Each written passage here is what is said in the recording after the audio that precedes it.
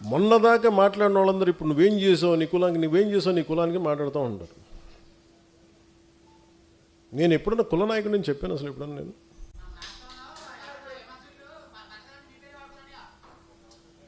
సంతోషం, బతకనే ఉండి మన పేరు చెప్పుకొని 10 సబ్స్క్రైబర్స్ పెరిగితే మన పేరు చెప్పుకొని 10 రూపాయలు యూట్యూబ్ డబ్బులు, సంతోషం ఏముంది? మళ్ళీ తిట్టి కూడా డబ్బులు వస్తాయి. మనం తిట్టినా కానీ సబ్స్క్రైబర్స్ పెరుగుతారు, పెరగనివ్వండి. అంటే ఇవన్నీ ఎందుకు చెప్తున్నారంటే it is not that easy to run a political party. అలసిపోతాను కదా సార్, కానీ వదలను, అది కూడా ఉంది నాకు. అలా వదలను కాబట్టి ప్రధానమంత్రి గారు నన్ను చూసి ఇష్టపడుతున్నాను.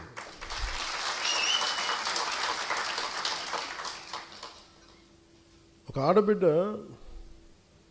ఎక్కడో ఒమాన్లో ఇరుక్కుపోయి,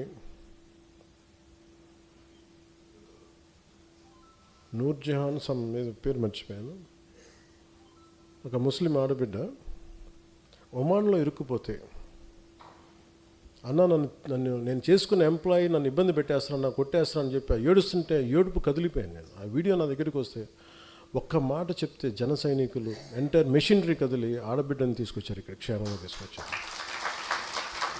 ఇలాంటి సంఘటనలు 100 మంది తిట్టినా ఒక ఆడబిడ్డ ఆనందంతో చెప్తుంది కదా, చిన్న కన్నీళ్ళు, అది చాలు నాకు. ఒక 100 అవమానాలు తట్టుకోవాలనిపిస్తాయి. ఇప్పుడు మన దగ్గర టీవీ ఛానల్స్ లేవు. నేను చాలాసార్లు చూస్తుంటా, ముందు నన్ను ఎవరిని మెచ్చుకొని తెగ విశ్లేషకులు ఉన్నారని నాకు భయం వేస్తుంది. వీళ్ళ తర్వాత ఫ్యూచర్లో తిడతారు నేను.